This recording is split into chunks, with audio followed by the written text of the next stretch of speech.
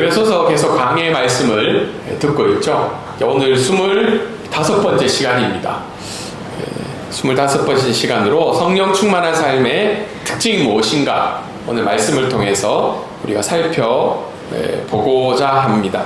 그래서 태국말로 보면 치비티 댐비암 론두마이 프라민냐 모리수, 성령에 의해서 충만함을 받는 삶이죠. 그래서 어떨 때 보면 태국어 성경이 조금 더 우리가 이해하기 쉽도록 태국말이 좀 적혀 있는 것 같은데, 아무튼 오늘 성령 충만의 삶의 특징이 뭔가 말씀을 통해서 듣도록 하겠습니다. 몇 주 동안 계속 이제 한국 뉴스에 자주 나오시는 분이 계시죠. 그래서 한 연예인의 음주 사건이, 사실은 음주 사건이 그렇게 뉴스를 몇 주 동안 나올 만한 건가, 그런 생각을 한번 해보게 되죠. 근데 왜 이런 일이 생겼을까요? 그냥 음주운전 사건을 마칠 수도 있었지만 이 사람이 연예인이기도 하고 또 그 사실을 좀 숨기고자 여러 가지 어려움들이 많이 있었고 또 의혹들이 있어서 이렇게 몇 주 동안 뉴스에 나오는 것 같아요. 근데 이분이 사실은 물론 뭐 가수로서 또 여러 가지 대중적인 인지도 때문에 유명한 것도 있지만, 사실 한국 교회에 이 어머니 권사님들, 특히 여자 집사님들이 이분 노래 찬양을 엄청 많이 들어요. 그래서 저는 일이 있을 때 좀 마음이 아팠어요. 왜냐하면 이게 그냥 한 연예인의 뭐 어쩔 수 없는 어쨌든 잘못된 행동이었지만, 다행히 뉴스에는 기독교와 관련된 뉴스는 나오진 않았지만 우리 어머니 이걸 틀어놓고 늘 삶 가운데 계시는 권사님들이랑 여자 집사님들, 특히 기독교인들이 좀 여러 가지 어려움이 있었겠다, 그런 생각을 한번 해보게 됩니다. 여러분, 음주운전에 대해서 우리가 봤을 때 좀 어떤 생각이 드세요? 뭐 그럴 수도 있지, 뭐 그게 그렇게 되나, 왜 이렇게 대중적인 연예인이기도 하고 그 다음에 분명히 그 기준에 대해서 알고 있었는데 왜 이런 행동을 했을까, 그런 생각을 한번 해보지 않나요? 차를 이렇게 영상을 보니까 2차선 도로에, 왕복 2차선 도로에 어떻게 해요? 그냥 이렇게 택시를 받고 또 그 이후의 사건들이 굉장히 상상하지 못할 일들이 있죠. 이런 음주운전은, 특별히 술에 대한 것은 자제력을 잃고 어떻게 해요? 절제가 안 되고 무분별한 행동이 뒤에서 나타나는 것들을 우리가 볼 수 있습니다. 그래서 우리가 신앙생활 하면서 이 구절이 굉장히 논란이 되는 구절이기도 해요. 한 번씩 다 들어봤잖아요. 술 취하지 말라. 혹시 뭐 과거에 술을 좀 드신 분도 계시고 또 현재 좀 드실 수 있는 분도 계실 것 같아요. 왜냐하면 이 구절이 어떤 곳에서는 어떻게 해요? 아예 먹으면 안 된다 라는 쪽도 있고, 뭐 와인 정도 가볍게 먹을 수 있지 않냐. 그래서 이 구절이 굉장히 우리 신앙생활 가운데 논란이 되는 구절 중에 하나라고 생각합니다. 제가 신앙생활했던, 또 제가 신학교를 나왔던 이 대한예수교 장로의 합동 측은 이제 술을 먹지 말라는 쪽으로 가고 있죠. 근데 한국의 어떤 교회 이야기를 들어보면 뭐 그렇게 저는 동의하진 않지만, 뭐 청년 대학부 모임을 마치고 뭐 가볍게 치맥과 함께 또 이렇게 공동체를 모임을 하는 교회들도 있다고 그래요. 뭐 서울도 그렇고, 지방은 제가 잘 모르겠고. 왜냐하면 이 구절에 대한 해석이 달라서이죠. 근데 술 취하지 말라라는 이 본문이 주는 핵심적인 이유는 이 술에 의해서 어떻게 해요? 무분별하게 되고 무절제하기 때문에 성경은 기본적인 원리로 해서 술 취하지 말라고 이야기를 하고 있죠. 특별히 한국 기독교는요, 이 부분에 대해서 굉장히 엄격해요. 왜냐하면 예전에 초기 한국 선교사님들이 한국에 들어왔을 때, 이미 한 140년 정도 전이죠. 들어와 보니까 한국 사람들의 특징이 세 가지가 있다고요. 첫 번째가 뭐냐면 술을 엄청 좋아한다는 거예요, 한국 사람이. 두 번째 뭘 좋아할까요? 노름. 한국 사람이 노름을 엄청 좋아해요. 세 번째는 술과 노름으로 인해서 사고가 아니라 이제 부인이 엄청 많은 거죠. 아내, 첩이라고 그러죠. 이 세 가지 문제가 이 술과 도박과 이 여성의 가정의 문제가 같이 어울려져 있는. 그래서 한국에 왔던 선교사님들이 다른 나라에 비해서 좀 더 이 술의 문제에 대해서 담배나 이런 문제에 대해서 강조했던 것. 그래서 그때부터 한국 사회는 어떻게 해요? 기독교인은 어때요? 술과 담배를 하지 말아야 된다는 그런 내용이 있는 거죠. 그런데 다른 나라를 보면 어때요? 어떤 영국이나 유럽에 있는 분들을 보면 목사님들이 담배를 피기도 하고 술을 먹기도 해요. 그게 이제 좀 문화적 요소도 있는데 핵심적인 기준은 뭐예요? 무분별해지고 절제가 안 되기 때문에 성경은 술 취하지 말라는 내용을 하고 있죠. 다르게 이야기해서 우리가 누구의 지배를 받느냐가 오늘 성경의 말씀의 핵심 키워드입니다. 왜 술 취함과 성령의 충만함을 붙여놨을까요? 사실은 좀 이해가 안 되잖아요. 술 취함과 성령의 충만함을 왜 대비적으로 비교적으로 설명해놨을까? 그것은 바로 성경이 오늘 던지는 질문은 너희가 무엇의 지배를 받고 있느냐가 핵심적인 질문이라는 거예요. 이때 당시에 에베소 교인들도 이 술에 관한 문제가 컸던 것 같아요. 술의 이 역사들을 혹시 조사해 본 분이 계신가요? 술, 알코올의 역사. 굉장하죠. 오래되었죠. 한번 그만큼 인간의 사회와 밀착이 되어 있고 또 이 술의 영향력을 받아왔던 그 에베소서의 교회에 문제가 있었기 때문에 성경은 너희들이 누구의 지배를 받고 있느냐, 성령 충만함의 문제는 우리가 어떤 기적과 막 역사를 이루어가는 것이 아니라 내가 지금 무엇의 지배를 받고 있느냐, 이것이 오늘 바울이 우리에게 던지는 질문입니다. 그래서 첫 번째, 오늘 성령 충만한 삶의 특징. 만약에 너희가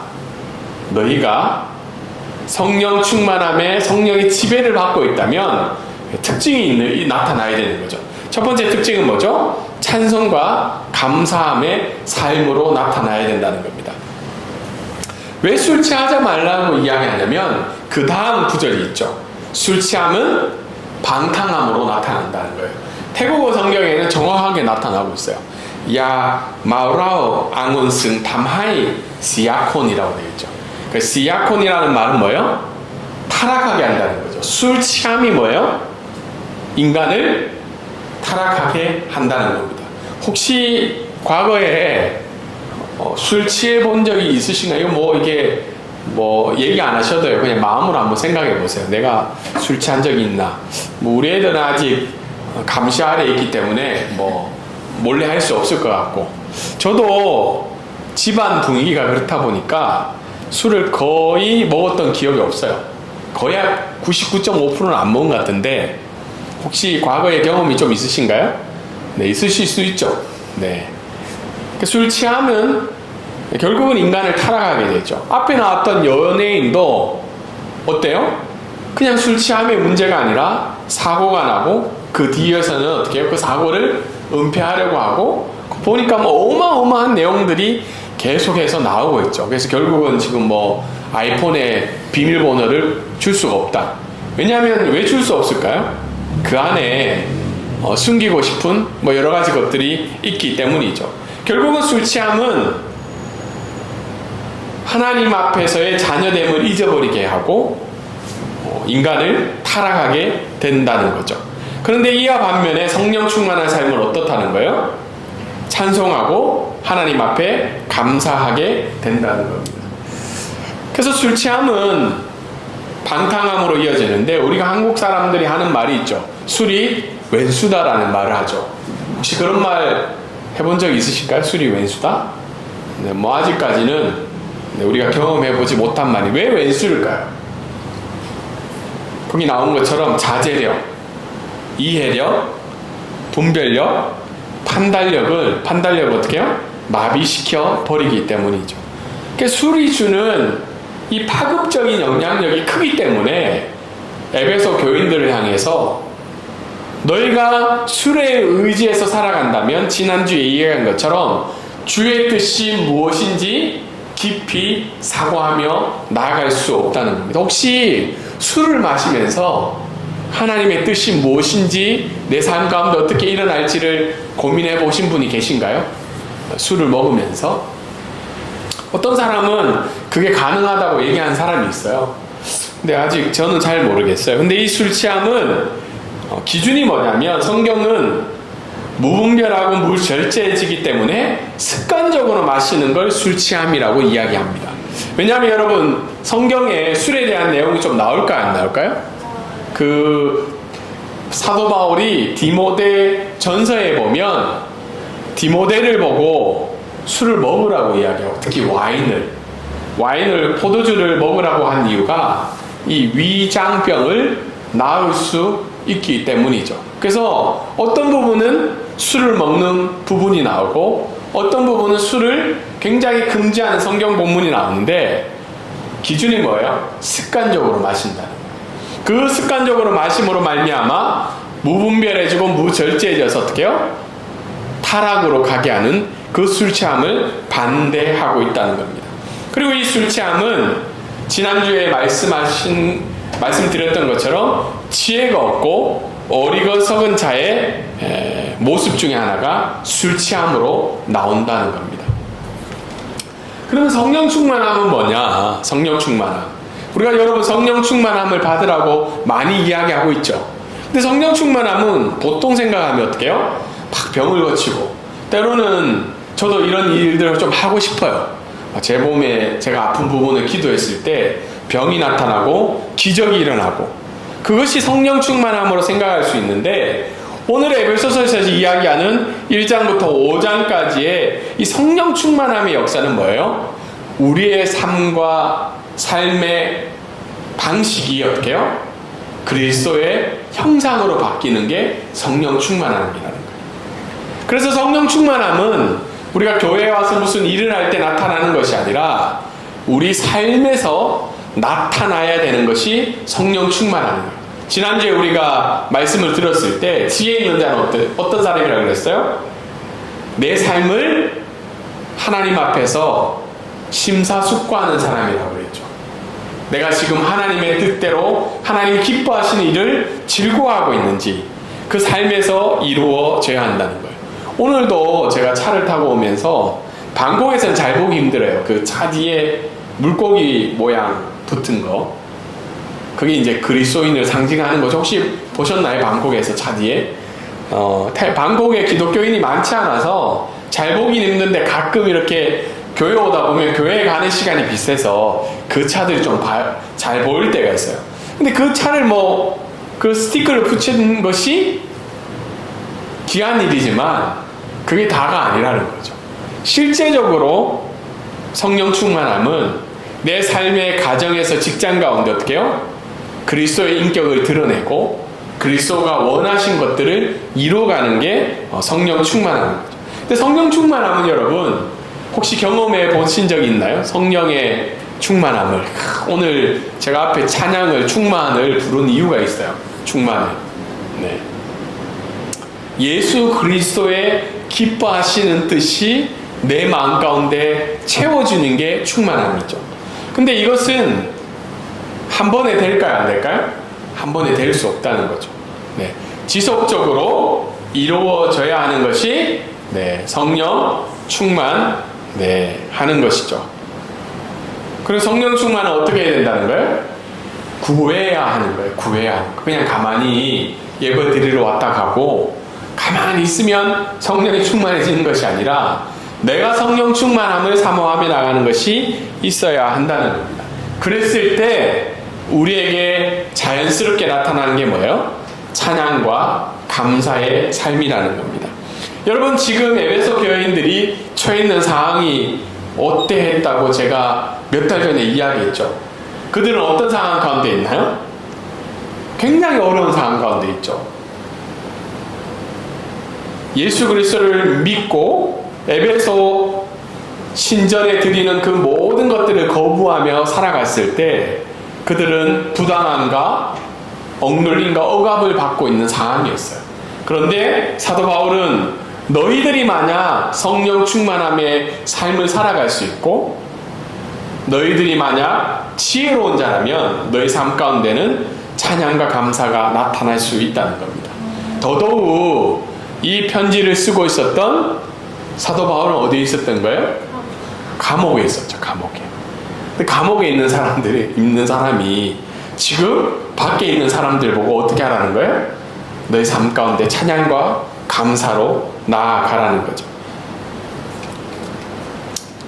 근데 이 얘기 들으면 동의가 돼요, 안 돼요? 뭐 지금 상황이 어떤데, 제가 요즘에 좀 사역의 방향들도 좀 바뀌고 그 다음에 결정해야 될 일들이 좀 있어요. 그러다 보니까 어제도 제가 아내한테 얘기했는데, 그 설교 준비를 끝내고 이제 저는 좀 일찍 자요. 한 9시에서 10시 사이에. 그래서 새벽에 일어나는데 지나온 시간이 막 생각이 나오면서 아버지가 생각이 나는 거예요. 돌아가신 아버지가 4년 전에 돌아가신. 그러면서 막 생각하다가 혹시 김진호 맞나요? 가수? 김진호라고 혹시 아세요? 그 팀 이름 뭐죠? 어떻게 알지? 우리 세대가 아닌데 SG 워너비를 우리 세대인데 SG 워너비의 김진호 가수 알아요? 거기 보면 가족 사진이라는 노래가 있어요. 한번 들어보세요. 가서. 이건 뭐 목사가 가요를 들으라고 이야기한 게 좀 있지만 부모 가족에 대한 좀 노래예요. 막 노래를 듣는데 눈물이 나는 거예요. 아버지도 생각이 나고, 그러면서 지나온 시간이 생각이 나면서 힘듦이 막 찾아오는 거야. 내가 지금 여기서 뭐 하고 있지? 내가 내 인생을 들여서 선교사와 이 교회를 세워가고 있는데, 뭐 학교에서 강의도 하고 뭐 여러 가지 일을 하지만 이 찬양과 감사가 안 나온 거예요. 뭐가 고백이 되냐면, 이 상황을 좀 던져버리고 싶다. 이거 그만하고 싶다. 죄송해요. 뭐 어떻게 보셨지는 모르겠지만. 그래서 이게 힘든 거예요. 성령 충만함을 구해야 되는 것도 알지만, 감사와 찬양을 해야 되는 것도 알지만, 무너져 있는 제 자신을 어제 발견하게 된 거죠. 그러면 내가 어떻게 돌아갈 수 있을까 생각해 봤을 때 두 가지죠. 다시 돌아가야 돼. 내가 어떤 하나님의 은혜를 받았는지, 처음 예수 그리스도를 만났을 때 내 상황과 형편이 이해할 수 없지만 지금도 내 삶을 이끌어 가시는 그 하나님의 인도하심을 내가 고백할 때, 다시 성령 하나님이 내 마음 가운데 찾아올 때 우리가 그 충만함을 고백할 수 있다는 겁니다. 두 번째, 성령 충만한 삶의 특징은 뭐냐면 서로 복종하는 삶이라는 거예요. 5장 21절 말씀에 보면 그리스도를 경외함으로 피차 복종하라고 이야기하고 있습니다. 그러니까 성령 충만한 삶은 서로 복종하는 삶인데요. 여러분, 서로 복종한다는 말이 어떤 말일까요? 복종한다는 말. 좀 단어가 좀 불편하죠. 복종이라는 단어가 일단은 좀 그런 말이죠. 근데 여기서 이야기하고 있는 건 계층과 성별과 연령을 뛰어나는데, 에베소 교인들은 두 가지 그룹이 계속 불편함을 당하고 있다고 그랬죠. 어떤 그룹이 있다고 했나요? 에베소 교회 안에 유대인과 이방인, 그리고 이 로마 제국 시대에는 어린아이와 여성은 어떻게 해요? 굉장히 권리가 없는 상황이었죠. 그래서 다음 주에는 아니죠. 다음에 들을 설교에 보면 아내와 남편의 관계를 이야기할 때 그냥 이 시대의 관점으로 보는 게 아니고, 그때 당시에 아무런 권리가 없었던 그 여성을 향한 말씀이었거든요. 이 교회 안에 계층과 성별과 연령을 뛰어나서 서로 어떻게 하라는 거예요? 복종하라는 거죠. 다르게 이야기해서 서로 그리스도를 배우고 서로를 섬기고 서로 잘못된 것을 바로잡는 것이 복종하는 거라고 이야기하고 있습니다. 그래서 우리 복종이라는 단어를 들었을 때, 복종이라는 단어를 들었을 때 어때요?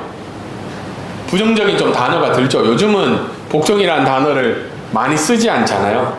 괜찮아요. 복종하라고 이야기하면 서로 복종해라. 서로 복종하라는 말을 들었을 때 어떤 느낌이 좀 드세요? 네. 뭐 자꾸 묻지 마세요. 그냥 설교하시지. 왜 자꾸 묻고 이렇게, 그렇죠. 이렇게 한번 예배 드리러 왔는데 낯선 사람이 계속 지금 묻고 있으니까. 복종하라는 말은 좀 부정적이에요. 우리 지금 현 시대의 이 단어는. 왜냐하면 강압적이고 힘 있는 자의 이기적인 태도를 지금 정당화하고 있죠. 뭐 계속 뉴스에 나오는 또 강아지와 관련된 분 또 나오잖아요. 지금 그분도 어떻게 키워드가 이 복종 아니면 이 사장의 위치에서 대표의 위치에서 이게 정당하냐 안 하냐 이 문제가 계속 언론에 나타나고 있죠. 그런데 여기서 이야기하는 이 복종은요, 힘 있는 자가 힘 없는 자, 계층이 높은 자가, 성별이 다른 자가, 나이가 많은 자가 자신의 권위를 높이기 위해서 복종하라는 게 아니라 그리스도가 어떻게 해요? 우리의 머리가 되시고 그 그리스도를 닮아가기 위해서 서로 복종하라는 거예요. 서로. 요즘 한국교회의 문제가 한국교회 신뢰도가 떨어지는 이유가 뭐예요? 거의 저도 목사지만 거의 목사가 어떻게 돼 있어요? 신격화되어 있는 교회들이 많죠. 목사는 어떻게 해요? 여러분 우리는 우리 가족은 이미 아버지를 잘 알고 있고 집에서 어떻게 살고 있는지 우리 김홍원 성도님도 그렇게 저를 보고 있고 생각하지는 않을 것 같아요. 혹시 다니시는 교회가 있죠? 어디서 오셨나요? 인천에서. 인천에서 왔어요? 어쨌든 인천에 다니는 교회 목사님을 볼 때 어떤 생각이 들지는 모르겠지만 한국교회에 조금 잘못되어가는 부분 중에 하나는 어떻게 해요? 목사는 목사 앞에 그 권위 앞에 복종해야 되는 걸로 잘못 흘러가고 있다는 거예요. 근데 성경은 오늘 이야기하는 것은 너희가 그리스도 안에서 자기의 삶을 깊이 들여다보고 지난주 말씀드렸던 5장 15절 너희가 그리스도 안에서 정말 세워져가는 성정으로 나아가기 위해서는 서로 어떻게 서로 복종하는 거예요. 서로 예수 그리스도를 본받고 서로 가르치고 서로 세워줘야 된다는 겁니다. 이것이 복종의 전제 조건이라고 이야기를 하고 있습니다. 근데 여러분 서로를 볼 때 섬기는 것까지는 괜찮아요. 섬기는 거. 그렇죠. 우리가 와서 교회 예배를 준비하거나 식사를 섬기거나 여러 가지 섬길 수 있는데 서로 복종하는 건 정말 힘든 일이에요. 혹시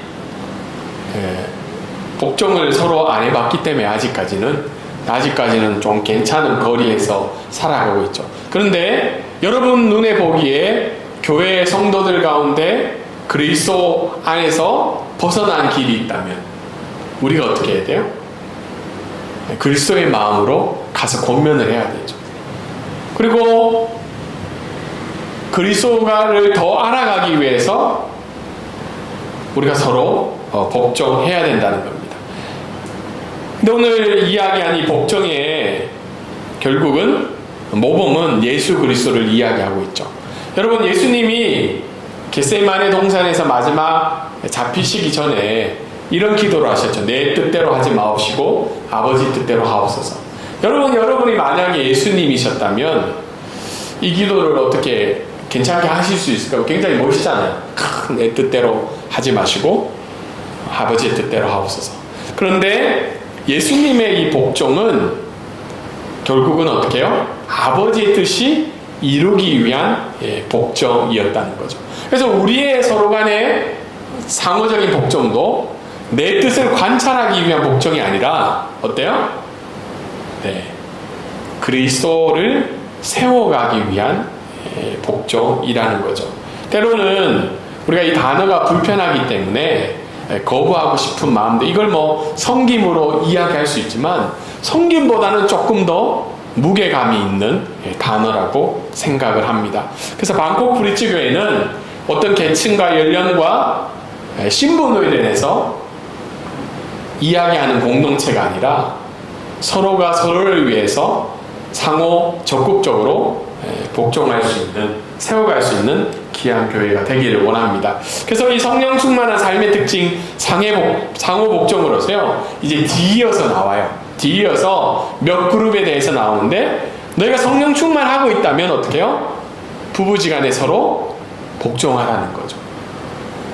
우리 부부의 날, 가정의 달에 보면 여성분들이 가장 듣기 싫어하는 설교 중에 하나가 뭐죠? 아내들아, 남편들에게 복종하라고 이야기하고 있어요. 그래서 이 말 굉장히 요즘은 듣기 싫어해요. 왜냐하면 이 단어를 쓰지도 않고. 근데 이 부부지간에도 어떻게 해요? 상호 복종하라는 거죠. 두 번째는 뭐예요? 부모와 자녀 간에도. 그리고 주인과 노예 간에도 서로 복종하라고 이야기합니다. 이것은 그냥 윤리적인 부분이 아니라 너희가 성령의 충만함을 받고 있다면, 사도 바울이 5장 22절부터 6장 끝까지 나오고 있는 그 상호 복종의 관계를 이루어갈 수 있고, 이것이 뭐라는 거예요? 영적 전투의 현장이라고 이야기를 하고 있습니다. 여러분, 영적 전투라고 우리가 생각하면 어때요? 어떨까요? 보이지 않는 막 엄청난 영이 우리 삶을 막 짓누르고 악의 영이 우리를 할 것 같지만, 그런 부분도 있지만 대부분 어때요? 우리 내면에 하나님이 말씀하신 성령의 법과 내가 육체적으로 좋아하는 이 육체의 법이 계속해서 싸우는 것이 영적 전투입니다. 그런 부분에서 봤을 때 영적 충만의 특징적인 건 뭐예요? 상호 서로 복종하는 거라고 이야기를 하고 있습니다. 말씀을 정리하도록 하겠습니다. 성령 충만의 삶. 지난주에 사실은 성령 충만의 특징 중에 하나가 바로 지혜 있는 자의 모습이에요. 근데 그 지혜는 어떻게 해요? 인간적인 세속적인 관계, 대면적인 관계를 어떻게 해요? 잘 유기하기 위한 처세술이 지혜 있는 자가 아니라 내 삶이 하나님 앞에 어떻게 살아가고 있는지 늘 심사숙고하고 들여다보는 사람이 지혜로운 자라고 이야기했잖아요. 더불어서 성령 충만한 삶에 살면 어떻게 해요? 지금 내 삶의 형편이 어떠하든지 감사드릴 수 있고 하나님 앞에 이 자리에 나와 찬양할 수 있는 것이 성령 충만한 삶의 모습이라는 거예요. 더더욱 서로 복종하며 교회를 세워갈 수 있는 것이 저희들의 삶의 모습이라고 생각합니다. 지금 여러분의 삶은 어떠한가요? 여러분의 삶. 성령 충만한 삶인가요? 정말 저와 여러분의 삶이 예수 그리스도를 머리로 세워놓고 어떠한 상황과 형편 속에서도 하나님을 찬양하며 감사하는 귀한 복된 인생이 되기를 주님의 이름으로 소망합니다. 이제 여행이 끝나가시잖아요.